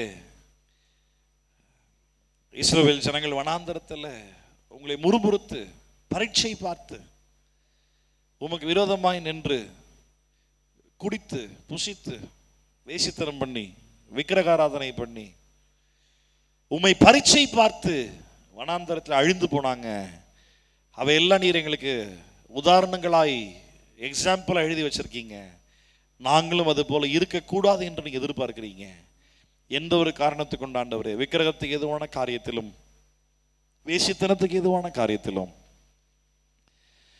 ஆண்டவரே நாங்கள் உம்மை விட்டு போகாதபடிக்கு எங்களுடைய சுயாதீனம் கிருபையை பற்றி கொண்டதா இருப்பதாக. எங்களுடைய சொந்த டிசையர்ஸ், எங்களுடைய சொந்த விருப்பங்கள் இயேசுவை பற்றி கொண்டதா இருக்கும் நாங்கள் வேண்டுகிறோம். பரிசுத்த ஆவியானவர் இதற்காக நீங்கள் உதவி செய்வீராகப்பா. நிற்கிறேன் என்று எண்ணாதபடிக்கு ஆண்டவரே நாங்கள் நிற்கிறவர்களாகவே காணப்பட உதவி செய்யுங்கப்பா. Lord, we want to stand firm in the faith. விசுவாசத்தில் உறுதியாய் நிற்க வேண்டும் என்று விரும்புகிறோம். நிற்கிறேன் என்று சொல்லி நினைக்கிறவனாய் அல்ல ஆண்டவரே, நீர் எங்களை நிற்க வைப்பீராக. உங்களுடைய கிருபை எங்களுக்கு அதிகமா வேண்டும் ஆண்டவரே. எந்த ஒரு வேசித்தன பாவத்திலும் எந்த ஒரு விக்கிரகாராதனை பாவத்துக்குள்ளும் போகாதபடிக்கு எங்க வாழ்க்கையில எந்த ஒரு தருணத்திலும் ஆண்டவரே நாங்கள் உம்மை சோதியாதபடிக்கு, நாங்கள் உம்மை பரீட்சை பாராதபடிக்கு முழு மனதோடு உங்களை நம்ப கிருபை செய்யுங்கப்பா. ஆண்டவரே, உங்களுடைய வார்த்தைங்களுக்கு ஒரு எக்ஸைட்மெண்ட் தரட்டும் ஆண்டவரே. உங்களுடைய வார்த்தைங்களுக்கு ஒரு ஹாப்பினஸ், ஒரு ஜாலியை தரட்டும் ஆண்டவரே. ஆண்டவரே, உங்களுடைய வார்த்தைகளை எங்களுடைய இருதயங்களை பூரிப்பாக்கட்டப்பா. உங்களோடு கூட இருக்கிற உறவை எங்களை அதிகமாய் சந்தோஷத்தில் ஆழ்த்தும்படி நாங்கள் செபிக்கிறோம்.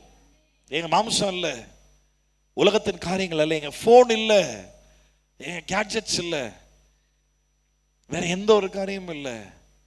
உமோடு கூட இருக்கிற உறவு, அதில் நாங்கள் உறுதியாக இருக்க கர்த்தர் கிருபை செய்யும் நாங்கள் செபிக்கிறோம்.